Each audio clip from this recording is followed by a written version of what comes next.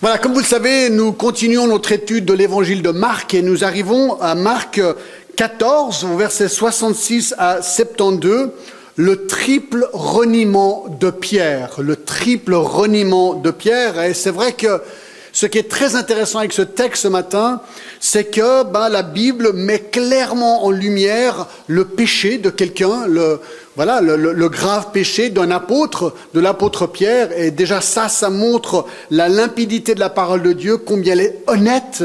Elle ne brosse pas simplement un tableau positif de tout, elle montre la réalité d'hommes, de femmes qui ont eu des bons jours et des mauvais jours. Et là, Pierre, il a un très mauvais jour, mais on voit aussi comment Dieu a restauré cet homme. Donc c'est extrêmement encourageant, bien que c'est un peu dur à parcourir. Donc le triple reniement de Pierre, je vais lire à partir du verset 66, lire les versets qu'on va étudier ce matin. Donc Marc 14, 66. Pendant que Pierre était en bas dans la cour, il vint une des servantes du souverain sacrificateur. Voyant Pierre qui se chauffait, elle le regardait et lui dit « Toi aussi, tu étais avec Jésus de Nazareth. » Il le nia, disant « Je ne sais pas, je ne comprends pas ce que tu veux dire. » Puis il sortit pour aller dans le vestibule et le coq chanta. La servante, l'ayant vu, se mit de nouveau à dire à cœur à ceux qui étaient présents, « Celui-ci est de ces gens-là. » Et il le nia de nouveau. Peu après, ceux qui étaient présents dirent encore à Pierre, « Certainement, tu es de ces gens-là, car tu es galiléen. » Alors il commença à faire des imprécations et à jurer, « Je ne connais pas cet homme dont vous parlez. » Aussitôt, pour la seconde fois, le coq chanta. Et Pierre se souvint de la parole que Jésus lui avait dite. « Avant que le coq chante 2 fois, tu me renieras 3 fois. » Et en y réfléchissant, il pleurait. Pour réviser le contexte, vous vous rappelez, dans Jean 18, on a appris que Jésus a été saisi dans le jardin de Gethsémane. Il était emmené, premièrement, chez Anne, l'ex-souverain sacrificateur, puis, selon Marc 14, 53, chez le souverain sacrificateur Caïphe. C'est ici que le procès scandaleux de Jésus commence, et c'est ce que nous avons examiné dimanche dernier. En violant toutes les lois de justice du pays concernant les procès, le Sanhédrin se réunit en pleine nuit pour une audience avec celui qu'ils haïssaient et qu'ils voulaient faire mourir, Jésus, faisant appel à des faux témoins qui se contredisaient. Alors le souverain sacrificateur pose la question qui brûlait dans son cœur depuis des années, qui se trouve au verset 61, « Es-tu le Christ, le Fils du Dieu béni ?» Et la réponse de Jésus ne peut pas être plus claire, « Je le suis. » Oui, le Sanhédrin alors le prononce digne de mort, puisqu'il avait selon eux blasphémé. Mais en fait, il n'avait pas blasphémé. Non, il avait en fait dit la pure et simple vérité qu'il était le Fils de Dieu, là devant lui.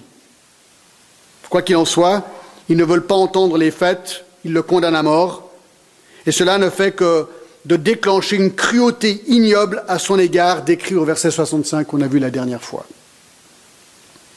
Donc voilà le contexte immédiat de notre passage sur le triple reniement de Pierre. Alors ce qu'il faut savoir, c'est que Jésus n'est pas seul dans cette cour. Chez Caïphe, non, il y a un disciple qui est là. En fait, il y en a 2. Il y a Pierre et il y a aussi Jean. Marc 14, 66 nous dit « Pendant que Pierre était en bas dans la cour ». Matthieu 26, 58, passage parallèle, nous explique pourquoi Pierre est rentré dans cette cour. Il est dit « Pierre le suivit, donc Jésus, de loin, jusqu'à la cour du souverain sacrificateur, y entra et s'assit avec les serviteurs pour voir comment cela finirait. » Pierre avait certes abandonné le Seigneur au verset 50 avec les autres disciples, Mais puisqu'il avait si fortement insisté qu'il ne renierait jamais Jésus et qu'il serait même prêt à mourir avec lui, les versets 29 et 31, il devait maintenant le prouver. De ce fait, il décide de suivre Jésus en cachette. Alors, question, comment est-ce que Jésus est rentré dans cette cour, la cour chez Caïphe ? Eh bien, allez avec moi à Jean 18, passage parallèle très intéressant. Jean chapitre 18 au verset 15. Il est dit ceci. Jean 18, 15. Simon-Pierre avec un autre disciple suivait Jésus. Donc ils sont deux. Ce disciple, écoutez bien, était connu du souverain sacrificateur. Et il entra avec Jésus dans la cour du souverain sacrificateur. Mais Pierre resta dehors près de la porte. L'autre disciple, qui était connu du souverain sacrificateur, sortit, parla à la portière et fit entrer Pierre. Très intéressant. Apparemment, Jean était lui connu du souverain sacrificateur et il a reçu une sorte de laissez-passer par la personne qui gardait la porte. Alors, question, comment est-ce que Jean connaissait le souverain sacrificateur ? Alors, il y a des théories qui circulent, dont une qui est la plus plausible semble être que Jean était, on le sait, d'une famille de pêcheurs, donc pas pêcheurs dans le sens qu'ils faisaient la pêche, d'accord ? En Galilée, bon, aussi pêcheurs, comme on n'aime pas, mais ils étaient des pêcheurs qui faisaient la pêche. Son père avait un excellent commerce du fait qu'il avait engagé des employés, selon Marc 1,20. Et certains pensent que le père de Jean, donc Monsieur Zébédée, aurait été celui qui livrait au souverain sacrificateur et à sa famille le célèbre poisson que nous appelons aujourd'hui le poisson de Saint-Pierre, qui était issu de la mer de Galilée. Donc la famille Zébédée peut-être avait le contrat d'amener du poisson à la résidence du souverain sacrificateur à Jérusalem, bien sûr, du poisson préservé par le sel. Donc si c'est le cas, le fils de M. Zébédée, donc Jean, Jacques aussi, probablement amenait eux parfois ce poisson, connaissait les gens, et donc ce jour-là, il a pu parler avec cette personne pour pouvoir avoir le privilège de rentrer dans la cour du souverain sacrificateur. Quoi qu'il en soit, Jean rentre et il fait rentrer Pierre, et ils sont maintenant à l'intérieur avec Jésus et tous les autres, le Sanhédrin.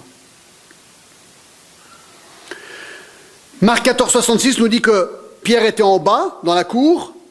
Matthieu 26, 69 nous dit que Pierre s'assit dehors dans la cour. Matthieu 26, 58, et encore plus précis, il dit qu'il s'assied avec les serviteurs.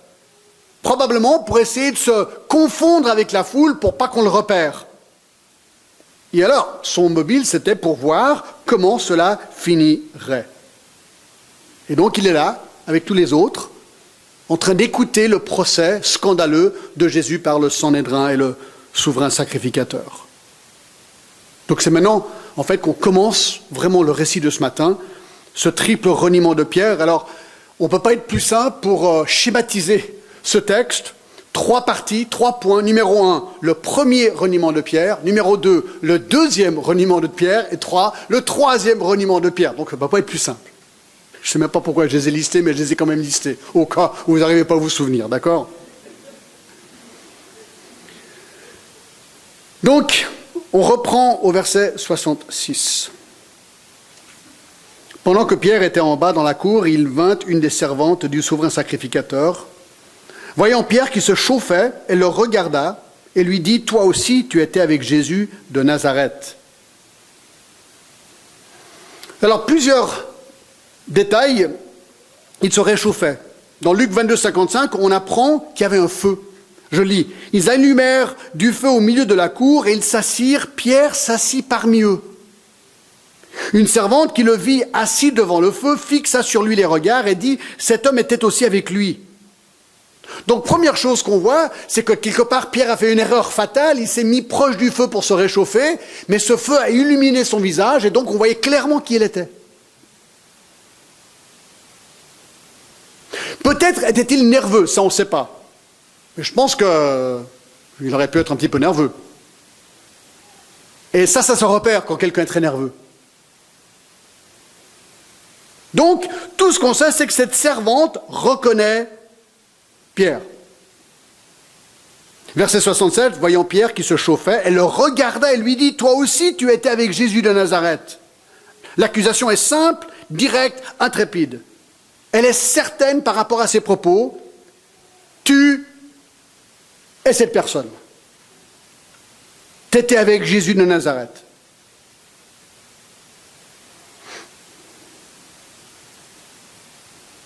Alors, verset 68 est vraiment difficile.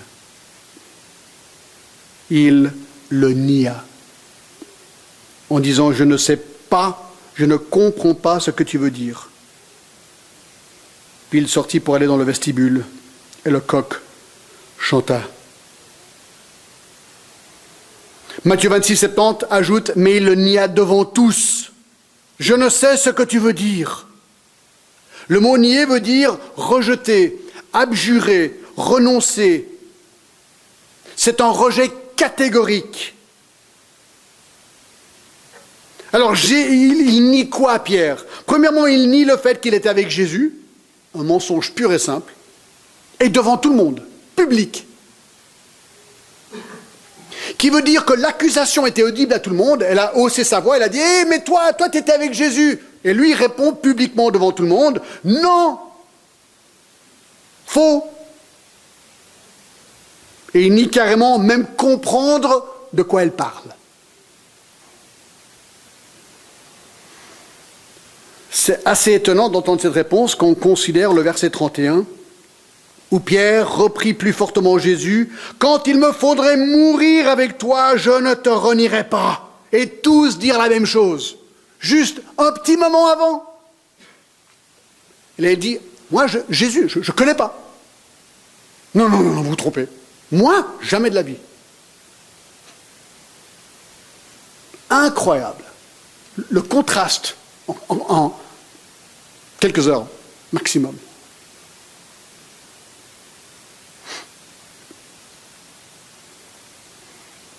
Alors, verset 68, « Je ne sais pas, je ne comprends pas ce que tu veux dire. » Puis il sortit pour aller dans le vestibule.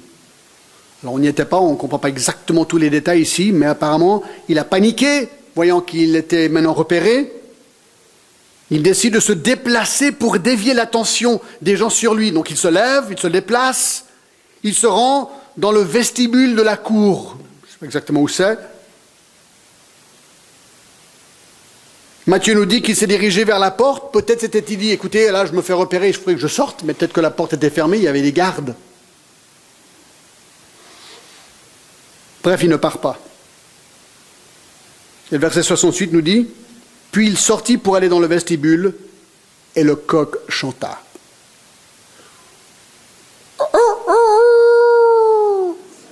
Pas mal, hein? Ah, je l'ai répété, hein? Non, c'est pas vrai. Voilà ce qu'il a entendu, un coq. Le deuxième reniement de Pierre, verset 69. La servante, l'ayant vu, se mit de nouveau à dire à ceux qui étaient présents, « Celui-ci est de ces gens-là !» Et il le nia de nouveau. La même servante, ou peut-être une autre, selon la lecture de Matthieu, le repère de nouveau et dit la même chose en somme. « Hé, tu étais avec eux !» Tu es associé à Jésus. Et la réaction de Pierre au verset 69, il le nia de nouveau. Matthieu 26, 72 est encore plus précis, il le nia de nouveau avec serment. Je ne connais pas cet homme, dit Pierre. Alors c'est intéressant, Matthieu nous dit qu'il l'a dit avec serment. Alors c'est quoi un serment ? Un serment est quelque chose qui est promis ou garanti par une promesse. Souvent, on l'entend aujourd'hui. Oui, écoute, je viendrai à tel et tel endroit, je te le jure. Hein ? On entend ça constamment. Ça, c'est un serment. Ou bien, ouais, je te dis ceci. Ouais, non, c'est pas vrai. Oui, je te jure que c'est vrai ce que je viens de te dire. Un serment, c'est le jurer que je dis la vérité. Et souvent à l'époque, comme on le dit parfois aujourd'hui, on jurait au nom de quelque chose. Hein. Des fois on entend dire, voilà, je te le jure sur la tête de ma mère. Hein. Vous avez entendu ce genre d'expression ? C'est ce que c'est en train de dire. Si ce que je dis c'est faux, ben, c'est la tête de ma mère qui devrait partir. Donc tu es en train de compromettre un petit peu ta maman, d'accord, quand tu dis ça. Donc il ne faudrait peut-être pas le dire, d'accord ? Mais c'est pour renforcer la promesse, c'est-à-dire que mon oui n'est pas assez, mon non n'est pas assez. Donc je veux dire, oui, oui, je te le jure au nom de je sais pas trop quoi. C'est pour ça que Jésus a dit d'ailleurs que ton oui soit oui, que ton non soit non. Pour un chrétien, il n'a pas besoin de jurer. Il n'a pas besoin d'ajouter, je sais pas, n'importe quoi. Un chrétien, lorsqu'il dit oui, tu sais que c'est vrai. Lorsqu'il dit non, tu sais que c'est vrai. Et ça, c'est une bonne politique, au fait, dans la vie. Quand un chrétien te dit quelque chose, tu le crois. L'amour croit tout. Moi, je crois, quand un chrétien me dit quelque chose, je me dis, bon, c'est un chrétien, donc il ment pas, donc il me dit quelque chose, je le crois. D'emblée, je le crois. Mais non, si ça s'avère faux, ben, la pression est sur le chrétien qui vient de mentir, c'est pas sur moi. Moi, je le crois. Ça, c'est ma politique dans la vie, globalement. Donc, Pierre, ce disciple, dit, je vous jure que je ne connais pas Jésus. Et c'est intéressant, il n'a même pas le courage de prononcer le nom de Jésus. Il dit, je ne connais pas cet homme, comme pour se distancer un petit peu plus. Et ce qui est incroyable, il ne faut pas oublier que Jésus est devant lui dans cette cour. Jésus entend ce que Pierre répond. Et ça, on va le voir encore plus précisément maintenant. La servante, l'ayant vu, verset 69, se mit de nouveau à dire à ceux qui étaient présents, celui-ci est de ces gens-là, et il le nia de nouveau. Ceci mène au troisième reniement. Au troisième reniement, verset 70. Peu après, ceux qui étaient présents dirent encore à Pierre, certainement tu es de ces gens-là, car tu es galiléen. Alors il commença à faire des imprécations et à jurer, je ne connais pas cet homme dont vous parlez.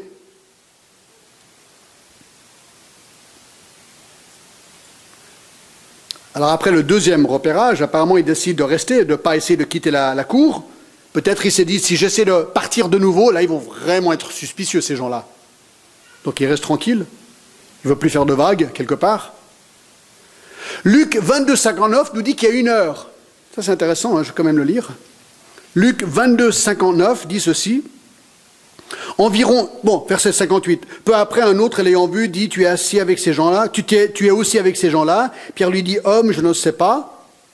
Environ 1 heure plus tard, un autre insistait disant, certainement cet homme était aussi avec lui car il est galiléen. Donc 1 heure s'écoule entre le deuxième et le troisième reniement ou repérage.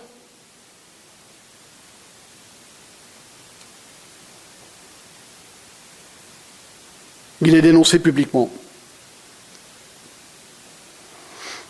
Matthieu nous donne un détail très intéressant. Matthieu nous donne ceci, je lis. Certainement, tu es aussi de ces gens-là, car ton langage te fait repérer. Il avait un accent galiléen. Ben oui, il était de Capernaum. Et son accent était un accent type de cette région-là, facilement, apparemment reconnaissable.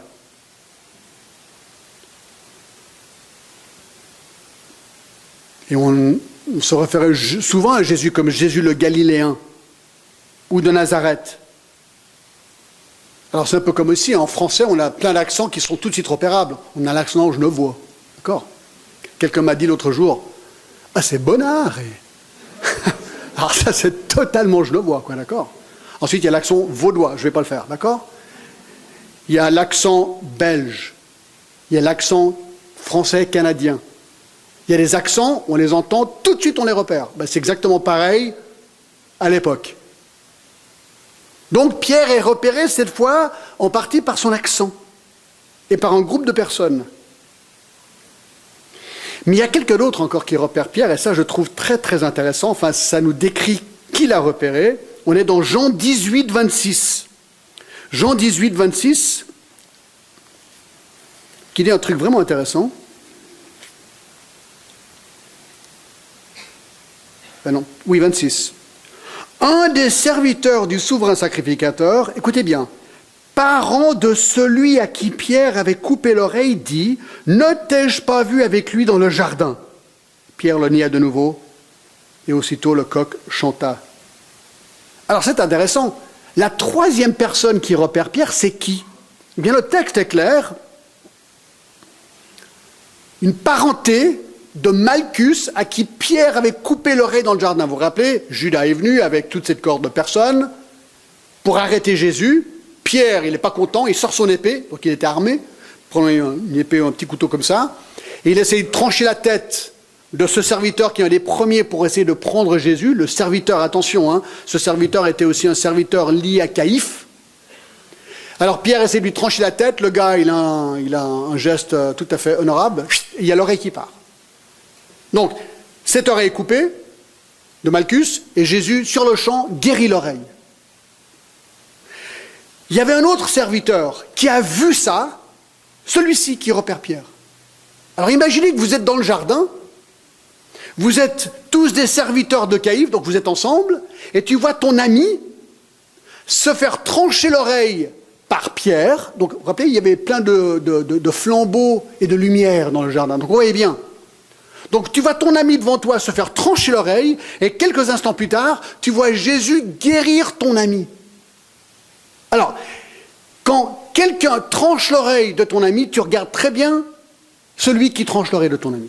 Donc apparemment, c'est ce que ce serviteur a vu. Il reconnaît Pierre maintenant dans la cour ici. Il dit, mais toi, je t'ai vu. C'est toi qui as coupé l'oreille de Malchus, mon ami. Un des serviteurs du souverain sacrificateur, parent, c'était un parent, c'était pas qu'un ami, de celui à qui Pierre avait coupé l'oreille, dit, ne t'ai-je pas vu avec lui dans le jardin?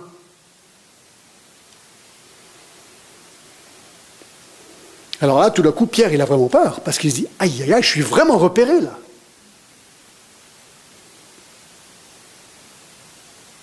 Alors moi, ce qui m'attriste dans tout ça, c'est que cet homme avait vu non seulement Pierre emporter l'oreille de Malchus, mais il a aussi vu Jésus guérir l'oreille de Malchus. Et pourtant, il est là en train d'accuser Pierre. Le miracle n'a eu aucun effet sur ces gens. Ils l'ont vu clair et net. Alors, verset 71.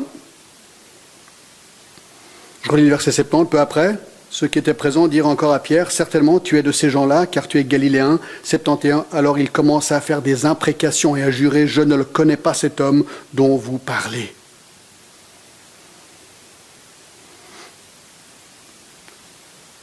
Alors, lorsque le texte nous dit qu'il a fait des imprécations, il est en train de maudire.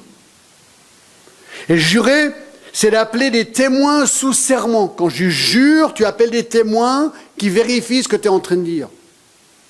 Ce que Pierre fait maintenant, c'est encore plus fort. Il demande à Dieu de le maudire, lui, si ce qu'il dit est faux, et il jure que c'est vrai. Alors ce qu'il vient de faire, c'est hyper grave. Parce que lorsqu'on jurait avec serment au nom de Dieu, on appelait le jugement de Dieu sur soi si on violait le serment. Pierre est en train de dire, pour que ses ennemis croient son mensonge, que je sois maudit par Dieu si je ne dis pas la vérité. Si je connais cet homme Jésus, que je sois moi-même maudit par Dieu. Vous vous rendez compte? Et Dieu est debout devant lui.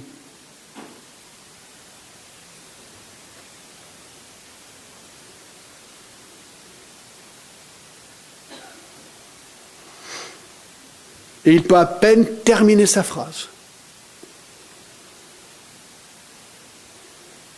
Hein? Alors il commence à faire des imprécations à jurer. Je ne connais pas cet homme dont vous parlez. Aussitôt, pour la seconde fois, le coq chanta. Ouh, ouh. Ah non, qu'est-ce que je... Non, ah non, j'ai fait un... Oui, j'ai tentative de coq, là.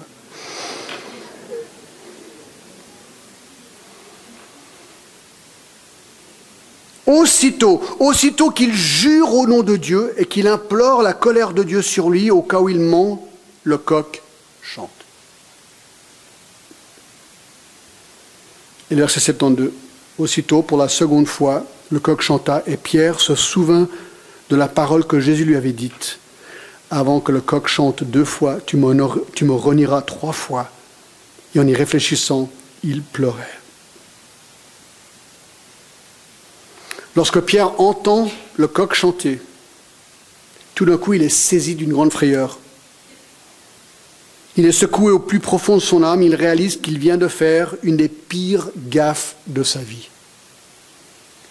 Immédiatement, Pierre retourne dans son esprit à quelques heures plus tôt lorsque Jésus et ses disciples étaient en route de Jérusalem au jardin de Gethsémanès. Vous vous rappelez au verset 30 de ce même chapitre, Jésus avait dit à Pierre, « Je te le dis en vérité, toi, aujourd'hui, cette nuit même, avant que le coq chante 2 fois, tu me renieras 3 fois. » Eh bien, Pierre maintenant est dans la cour de Caïphe. Il entend le coq chanter. Et là, pendant quelques instants, Pierre reste paralysé. Il est tétanisé. Car il réalise que la prédiction de Jésus venait de se réaliser parfaitement.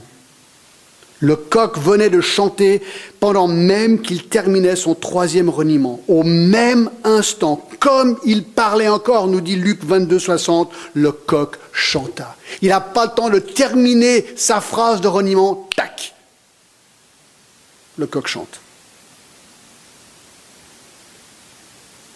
Mais en fait, vous savez qu'il y a encore autre chose qui tétanise Pierre plus encore que le coq.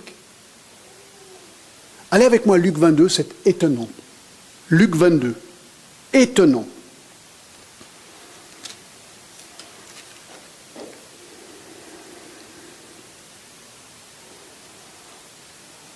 Je commence au verset 59. Regardez, c'est incroyable. Luc 22, 59. Environ 1 heure plus tard, un autre insistait, disant « Certainement cet homme était aussi avec lui, car il est galiléen. » Pierre répondit « Homme, je ne sais ce que tu dis. » Au même instant, comme il parlait encore, le coq chanta. Regardez verset 61. Le Seigneur, s'étant retourné, regarda Pierre. Jésus lui-même se tourne et regarde Pierre droit dans les yeux. Et Pierre se souvint de la parole que le Seigneur lui avait dite. Avant que le coq chante aujourd'hui, tu me renieras 3 fois. Et là, le verset 62, il est encore plus fort. Regardez ce qu'il dit. Et étant sorti, il pleura amèrement. Ce n'était pas que le coq. C'était le coq et ensuite ce regard transperçant de Jésus devant lui qui le regarde droit dans les yeux.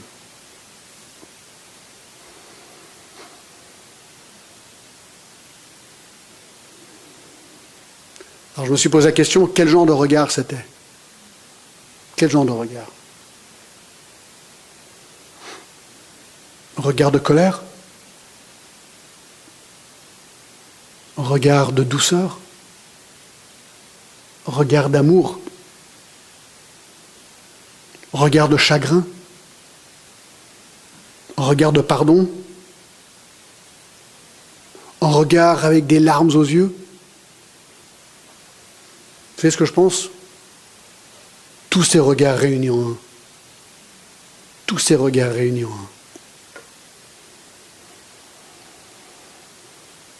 un. Alors pendant que le coq chanta, pendant que ce regard transperçant du Seigneur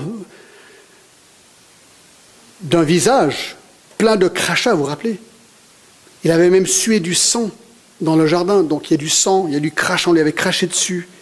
Il avait été roué de coups, il a des bleus, peut-être des coupures par lesquelles il avait été battu, enfin il a reçu des coups. Et là il voit ce regard de ce visage déjà meurtri pour lui, qui le regarde. Et là Pierre, il réalise ce péché monumental qu'il venait de commettre. Il est littéralement écrasé par sa conviction, par l'horreur de son propre péché. Lui, le leader des disciples, venait de trahir son Seigneur, son Maître. Il avait menti. Il avait juré sous serment comme quoi il ne connaissait pas Jésus et avait même demandé que Dieu le maudisse s'il mentait. Et à ce moment-là, Jésus le regarde. Je pense que Pierre n'a qu'une envie. Il a envie de fuir et crier l'horreur de son propre péché. Et c'est pour ça que le texte nous dit, dans Marc, et en réfléchissant, il pleurait. Matthieu 26 et Luc 22 nous disent, et il pleura amèrement. Vous avez déjà pleuré amèrement? Il sort d'une manière, on ne sait pas exactement comment il sort, mais il réussit à sortir. Est-ce que c'était un miracle? Comme Jésus avait ordonné, même le coq qui chante, est-ce qu'il avait ordonné que cette porte était ouverte? Jésus a tous les pouvoirs. Bref, Pierre sort et il va pleurer amèrement. Amèrement. Abondamment, profondément, douloureusement. Il est amer sur son propre péché. Lui qui pensait qu'il était le plus fort réalise aujourd'hui qu'il est le plus faible. Son cœur est rempli de chagrin profond, réel. C'est un homme cassé, un homme effondré, un homme écrasé. Avez-vous déjà pleuré comme cela sur votre propre péché? Avez-vous déjà regardé à votre propre vie et vous avez pleuré amèrement parce que vous pensiez que vous étiez si bien et finalement vous avez vu la réalité à l'intérieur de vous? Et Pierre, c'est un disciple, le leader des apôtres. Alors quelque part, c'est encourageant. Est-ce qu'on doit être encouragé ou découragé, hein? Il réalise à cet instant, je pense, quelle fut la grandeur de son orgueil, de ses prétentions vides, de sa stupidité, de sa surdité vis-à-vis des avertissements du Seigneur. Il réalise combien son cœur est le reflet de Jérémie 17,9 qui dit que le cœur est tortueux par-dessus tout, il est méchant, qui peut le connaître? Alors oui, on est régénéré en Christ, mais nous avons encore notre chair qui nous fait des coups.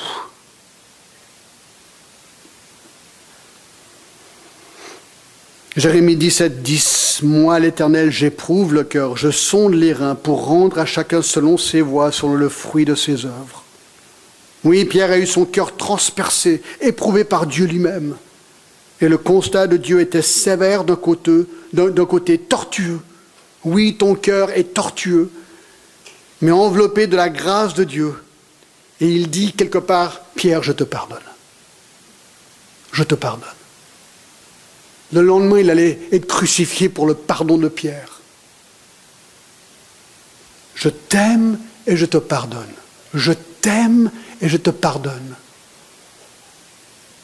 C'est ce que notre soliste disait tout à l'heure. Dieu nous aime. Il t'aime. Alors il pleure amèrement.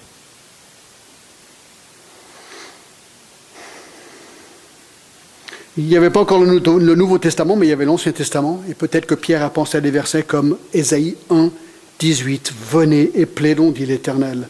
Si vos péchés sont comme le cramoisi, ils deviendront blancs comme la neige. S'ils sont rouges comme la pourpre, ils deviendront comme la laine. » Est-ce que Pierre s'est dit, « Seigneur, écoute, regarde-moi, regarde mon péché. » Ésaïe 1, 18 me dit que tu peux me rendre blanc. Ésaïe 53, verset 6. On a mis son sépulcre parmi les méchants, son tombeau avec les riches, prophétie sur Jésus à venir. Quoiqu'il n'ait point commis de violence, il n'y a point en fraude qui était dans sa bouche. À ce verset 6, nous étions tous errants comme des brebis, chacun suivait sa propre voie, et l'Éternel a fait retomber sur lui l'iniquité de nous tous. Est-ce que Pierre a pensé à Ésaïe 53, 6 pour se dire, mais, Seigneur, reprends mon iniquité? Ou Ésaïe 55, et le verset 6, cherchez l'Éternel pendant qu'il se trouve, invoquez-le tandis qu'il est prêt. Est-ce qu'il s'est dit, oh, est-ce que j'ai raté mon opportunité? Bien sûr que non. Mais ce que nous savons, c'est qu'il a pleuré amèrement. Alors retournons à Marc 14, j'aimerais vous montrer quelque chose de vraiment intéressant. On est à la fin du chapitre 14, notre verset, que je vais relire, verset 72. Aussitôt, pour la seconde fois, le coq chanta, et Pierre se souvint de la parole que Jésus lui avait dite. Avant que le coq chante 2 fois, tu me renieras 3 fois. Et en y réfléchissant, il pleurait. Fin de l'histoire. C'est comme ça que l'histoire se termine. Il pleurait. Terminé. Ensuite, on saute au prochain procès. Je trouve étonnant la parole de Dieu. Pourquoi est-ce qu'elle s'est arrêtée comme ça, là, maintenant? Comme ça. Il pleurait. Tac. En fait, je n'ai pas la réponse. Je pose une question sans réponse. Je n'ai pas la réponse.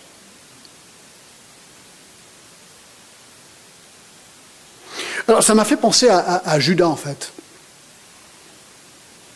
Parce que Pierre a renié Jésus 3 fois, Judas a aussi renié Jésus, n'est-ce pas? Alors, quelle est la différence? Ils ont les deux renié Jésus, mais y a-t-il une différence entre les deux? Est-ce qu'ils ont commis le même péché? Pierre pleura amèrement de la conviction de son péché. Dans Matthieu 27, 3, il est dit que Judas a eu du remords. Remords. Écoutez 2 Corinthiens 7, 9 à 10, c'est très intéressant. 2 Corinthiens 7, 9 à 10. Je m'en réjouis à cette heure, non pas ce que vous avez été attristés, mais de ce que votre tristesse vous a porté à la repentance. Car vous avez été attristés selon Dieu, afin de ne recevoir de notre part aucun dommage. En effet, écoutez bien, la tristesse selon Dieu produit une repentance à salut dont on ne se repent jamais, tandis que la tristesse du monde produit la mort. Ce verset semble expliquer qu'il y a une vraie repentance, un vrai remords qui mène à une repentance, et juste un remords. Judas a eu du remords, mais il ne s'est jamais repenti. Non, son remords a mené à son suicide. Pierre a aussi été accablé, quelque part, il a eu du remords, mais il a été accablé par son péché et s'en est repenti. Comment est-ce qu'on le sait? Comment est-ce qu'on sait qu'il s'est repenti? Ben, il n'y a qu'à voir la suite de l'histoire de sa vie. Comme vous le savez, à partir de ce moment-là, la vie de Pierre a totalement changé. Ce jour-là fut un cataclysme pour lui. C'est ce jour-là que Pierre a compris vraiment la réalité de son péché. Qu'il était en porte-à-faux contre le Fils de Dieu. Qu'il était orgueilleux, qu'il pensait que lui pouvait s'en sortir et il allait défendre le Fils de Dieu. Et ce jour-là, il était brisé, cassé. Il ne pouvait pas descendre plus bas. Il a pleuré amèrement. Et ce qui est intéressant, c'est que Dieu veut que nous arrivions à ce point-là dans la vie. On n'a plus rien à lui offrir. Et lorsqu'on est cassé, lorsqu'on est brisé, lorsqu'on remet tout au Seigneur, on dit « Seigneur, voilà, fais ce que tu veux. » Voilà ce que Pierre a fait ici. Et là, c'est un changement draconien dans sa vie. Alors je sais qu'on l'a déjà regardé la dernière fois qu'on a étudié Pierre. Ça, il n'y avait pas longtemps, mais je vais le refaire. J'aimerais retracer très rapidement le reste de sa vie, parce qu'il faut le dire ici. Là, Pierre est descendu le plus bas. Il est tombé jusqu'en bas, là. Transpercé par le regard même de Jésus.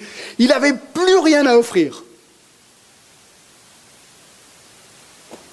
Alors, quelle est la suite?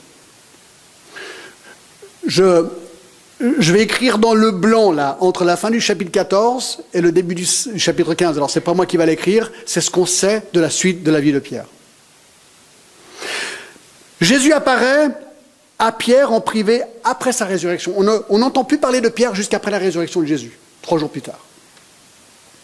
Donc, Jésus apparaît à Pierre en privé après sa résurrection, selon Luc 24, 34 et 1 Corinthiens 15, 5. Il est restauré par Jésus publiquement sur la rive en Galilée, selon Jean 21, 15 à 17. Je ne vais pas lire les versets. Jésus, dans Jean 21, 18 à 19, prédit quelle sorte de mort il allait subir. Jésus prédit que Pierre allait être crucifié. 4. C'est Pierre qui, après la résurrection, préside la réunion pour remplacer Judas dans Actes chapitre 1. Lui et les autres qui sont là sont remplis par le Saint-Esprit dans Actes chapitre 2. C'est Pierre ensuite qui prêche un message avec vigueur et courage à la foule réunie le dimanche de la Pentecôte où 3000 personnes se convertissent en un jour. Actes chapitre 2. C'est Pierre, dans Acte 3, qui guérit miraculeusement l'homme boiteux, en compagnie de Jean. C'est Pierre qui prêcha un autre sermon qui mena à son arrestation et celle de Jean dans Acte 4. Courage. C'est Pierre qui, le lendemain, parlait avec courage et conviction à la cour devant laquelle il comparaissait. Et il disait, nous obéissons à Dieu plutôt qu'aux hommes. Vous vous rappelez ? C'est Pierre qui est le porte-parole dans l'épisode de la confrontation d'Ananias et Saphira dans Acte 5. C'est Pierre avec Jean qui allait en Samarie après le travail d'évangélisation de Philippe.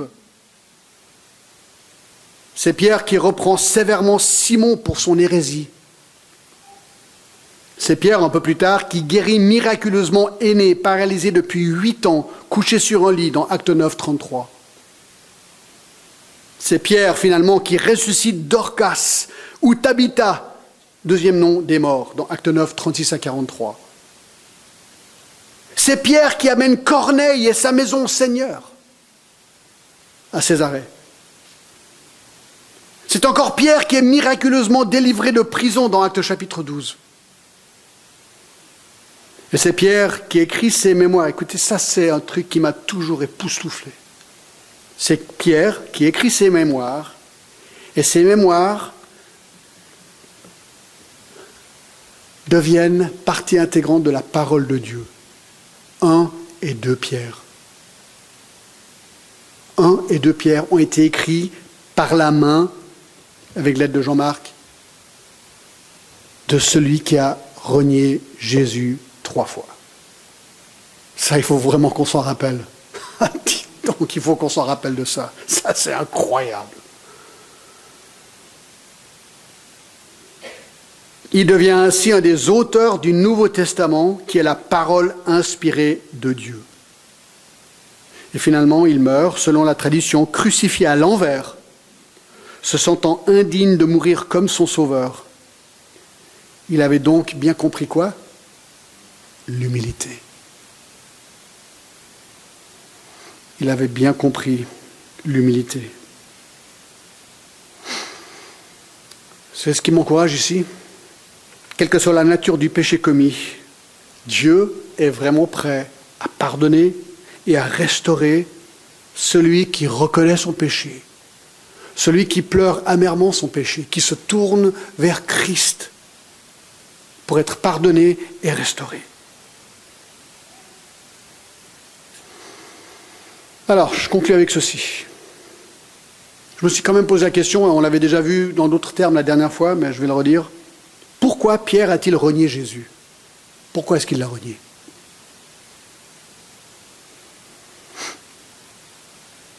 Moi, je pense que cette faute était le procédé ou le résultat d'un long procédé qui a mené à ce problème. Je pense que Pierre avait violé pendant longtemps quelques-uns des principes cardinaux qui auraient dû être suivis afin de ne pas tomber dans tel péché. Il a commis, je pense, 4 fautes.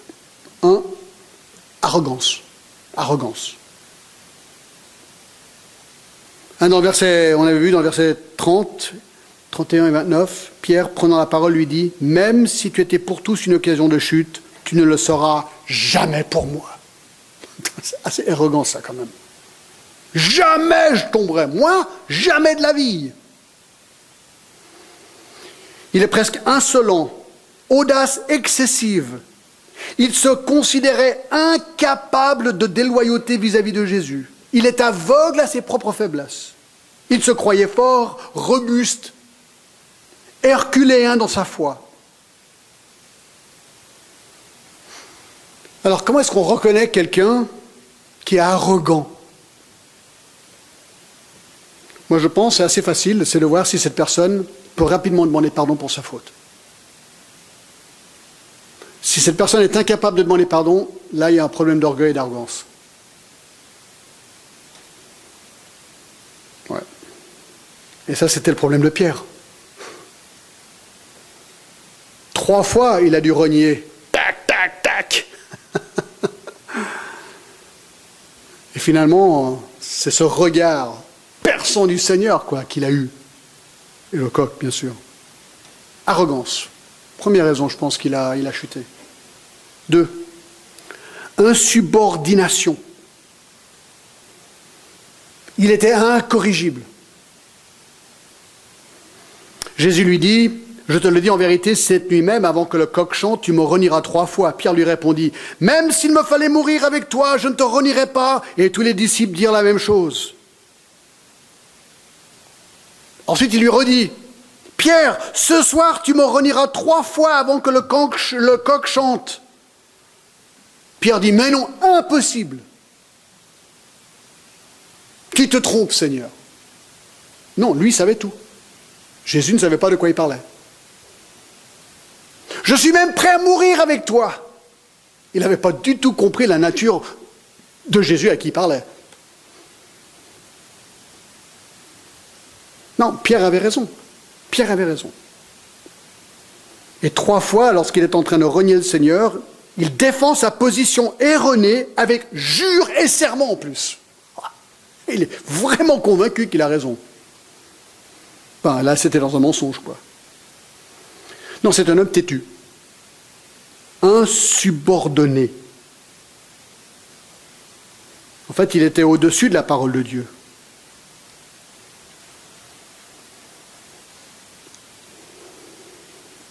Cette faille dans la vie de Pierre n'était pas nouvelle. Vous vous rappelez, dans Matthieu 16, 21-23, dès que lors Jésus commença à faire connaître à ses disciples qu'il fallait qu'il aille à Jérusalem, qu'il souffre beaucoup de la part des anciens, des principaux sacrificateurs et des scribes, qu'il soit mis à mort et qu'il ressuscite le 3e jour, Pierre, l'ayant pris à part, se mit à le reprendre et lui dire « Dieu me plaise, Seigneur, cela ne t'arrivera pas !»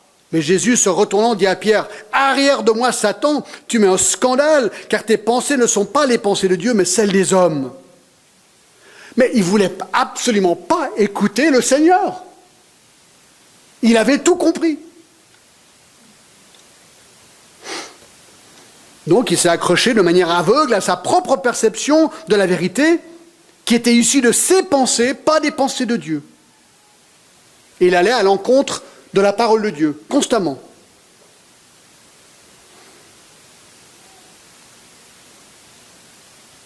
Ça, c'est un problème. Moi, je pense que ça, c'est un problème dans la vie de tout chrétien. Est-ce que c'est la parole de Dieu qui va diriger ma vie? Ou ce que moi, je pense. Ça, c'est fondamental, mes amis. Est-ce que c'est vraiment la parole de Dieu? Est-ce que Dieu sait mieux? Est-ce que Dieu sait mieux? Et on doit tous poser cette question jour après jour après jour. C'est une lutte quotidienne.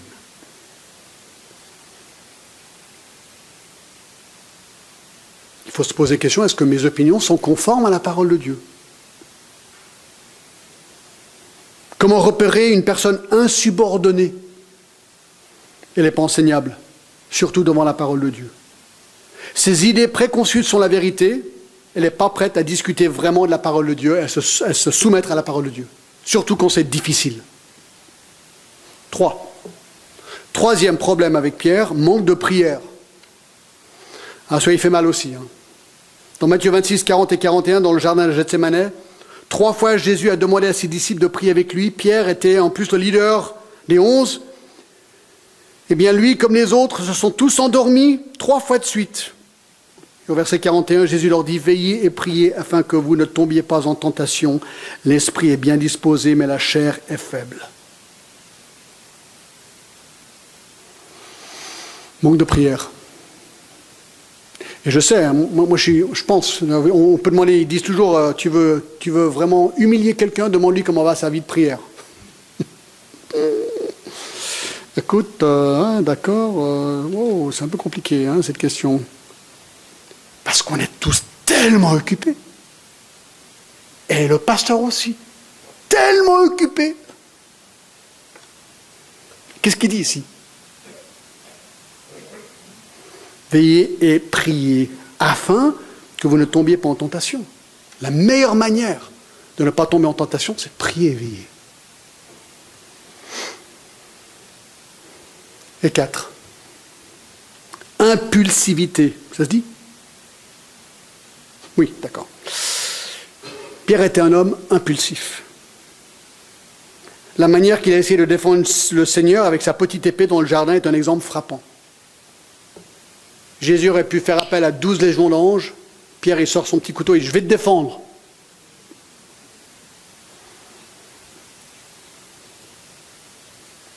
Ouais, des fois, l'impulsivité, on agit puis ensuite on réfléchit. Ça devrait être le contraire. Réfléchissons et ensuite agissons.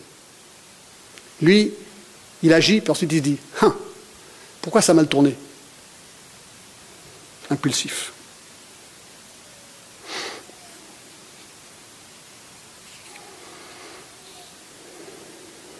Alors, conclusion. Est-ce que Dieu peut utiliser des hommes arrogants, insubordinés, faibles en prière et impulsifs? Ouf. Ah bah plutôt qu'il peut les utiliser. Oh, c'est ça que je trouve trop génial avec cette étude. Moi, c'est la suite de la vie de Pierre qui m'encourage. C'est l'homme qui est sorti et qui a pleuré amèrement. Et c'est lui qui a cette place dans les Écritures que Dieu lui donne, qu'il utilise d'une manière fulgurante dans le Nouveau Testament. Ça, c'est beau. Ça, c'est vraiment beau. Et c'est ça le christianisme, mes amis. Le christianisme, ce n'est pas la perfection. Aucun de nous est parfait. Jamais. Et on est toujours en train d'être brisé, on est toujours mis en face de notre péché, mais on revient constamment au Seigneur. Seigneur, merci pour ton pardon, merci pour Jésus-Christ, merci pour ton pardon. Et il dit, je te pardonne, tu es pardonné, tu es pardonné, tu es pardonné. Ben ouais. C'est ce que David a compris quand lui, il a commis l'adultère et le meurtre. Le psaume 51. Ô Dieu, aie pitié de moi dans ta bonté, selon ta grande miséricorde, efface ma transgression, lave-moi complètement de mon iniquité et purifie-moi de mon péché. Le psaume 51. J'ai péché contre toi seul, je suis né dans l'iniquité. Et il arrive jusqu'au verset 19 et il dit, les sacrifices qui sont agréables à Dieu, c'est un esprit brisé, ô Dieu, tu ne dédaignes pas un cœur brisé et contrit. Un cœur brisé et contrit. Vous savez ce qui est super? Vous savez ce que Pierre a écrit dans 1 Pierre 5? Écoutez, je termine avec ça. De même, verset 5, vous qui êtes jeunes, soyez soumis aux anciens, dans tous vos rapports mutuels, revêtez-vous d'humilité, car Dieu résiste aux orgueilleux, mais il fait grâce aux humbles. Humiliez-vous donc sous la puissante main de Dieu, afin qu'il vous élève au ton convenable. Et déchargez-vous sur lui de tous vos soucis, car lui-même prend soin de vous.